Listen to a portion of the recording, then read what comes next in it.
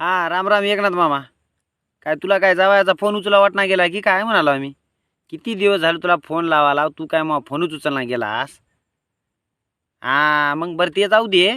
आणि असं काय येड्यावानी केलास? सरकार बी स्थापन केलास, सगळं केलास, आम्ही तुला एवढ्या मतानं निवडून दिल्या, तू एवढ्या शिटा आणल्या, आणि मग तू मुख्यमंत्री तरी व्हावं की? बरोबर ते जाऊ दे, तुला काय ते मुख्यमंत्री होऊ दे ना. मग तू गृहमंत्री तरी व्हावं की नाही म्हणालो. आणि तुला गाण म्हणजे एखादी येड्याची समजूत काढल्यावर तुला उपमुख्यमंत्री पद दिले. ते बी उपमुख्यमंत्री पद दोन झाले. तर त्या माईचा ताप आमच्या गावामध्ये कसं राहते, उपसरपंच आणि सरपंच राहते. आणि जे त्या पार्टीचा पडलेला मेंबर राहते की नाही, त्याला उगं दिलासा द्यायसाठी उपसरपंच उपसरपंच म्हणून उगं बोंबलतात. तसलं तू काम केलंय त्याईनं. काय धंदा होय काय मामा? म्हणलं की आणि म्हणलं म्हणतूस, जावाई मोहा लई बोलते म्हणतूस, बोलायला लावतोस तू. आम्ही गाणमंच तुला निवडून दिल्या, लाडक्या बहिणीची योजना काढलास, लाडक्या बहिणीमुळं पुरी सरकार आली, सगळ्याला तू मदत केला, सहकार्य केलास, आणि तू याच गांडीवर मारली केलात.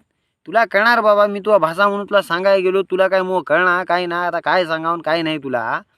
आता काय कर, आणि ते लाडक्या बहिणी योजना काहीतरी बंद करण्याच्या मार्गावर आहात म्हणून, त्याच्यामध्ये तुरट्या काढालेत.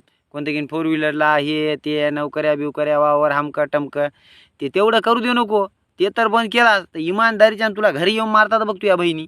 म्हणून सांगाला काय धंदा होय काय तू, तेवढं बघ हो. मग काय.